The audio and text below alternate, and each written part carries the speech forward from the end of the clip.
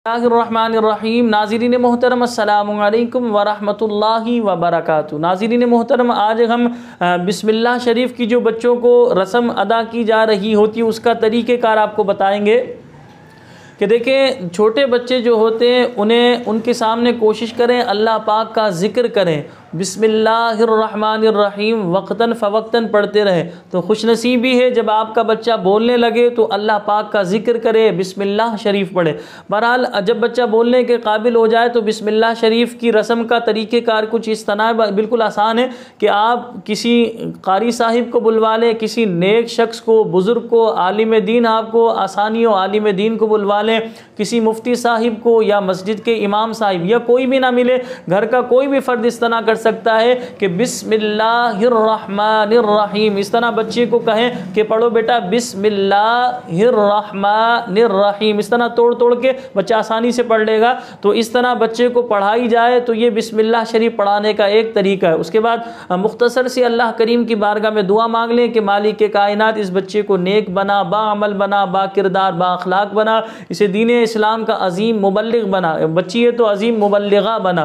तो लिहाजा इस तरह ये बिस्मिल्लाह शरीफ पढ़ाने की रस्म अदा की जाती है। इसका यानी कि कोई बहुत बड़ा इसमें एहतमाम करने की हाजत नहीं कि बहुत बड़ा टेंट लगाया जाए, सारे जो है रिश्तेदारों को बुलाया जाए, इसमें इस चीज़ की कोई हाजत नहीं है। बस बिस्मिल्लाहिर्रहमानिर्रहीम बच्चे को पढ़ाया जाता है, वो बच्चा बिस्मिल्लाह पढ़ देता है। ये बिस्मिल्लाह शरीफ की इसे रस्म कहते हैं, रस्म बिस्मिल्लाह कह लें, बिस्मिल्लाह शरीफ पढ़ाने की रस्म।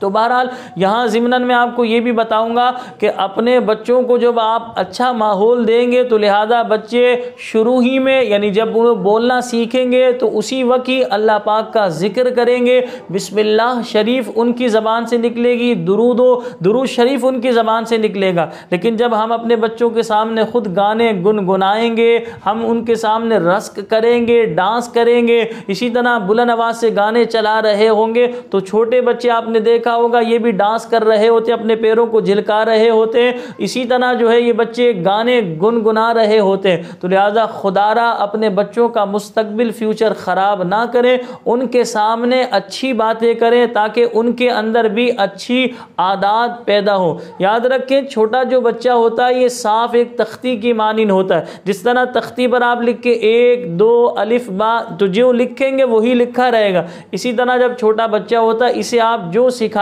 अमानतदारी सिखाएंगे, मरते दम तक ये अमानतदार रहेगा। इसी तरह अल्लाह की राह में देना सिखाएंगे। हमारे बुजुर्गों ने तो यहाँ तक फरमाया कि जब आप कुछ सदका करना चाहें, अल्लाह की राह में देना चाहें, अपने छोटे बच्चों के हाथ से दिलवाएं ताकि ये छोटे बच्चे जब अल्लाह की राह में इस तरह दें कि जहन में ये बात बैठ जाए कि हमने देना है, हमने लेने वाला नहीं बनना। क्योंकि हदीस पाक में आता है ऊपर वाला हाथ नीचे वाले हाथ से बेहतर है, यानी ऊपर वाला हाथ यही देने वाला है, तो ये नीचे वाला हाथ कौन सा है? मांगने वाला।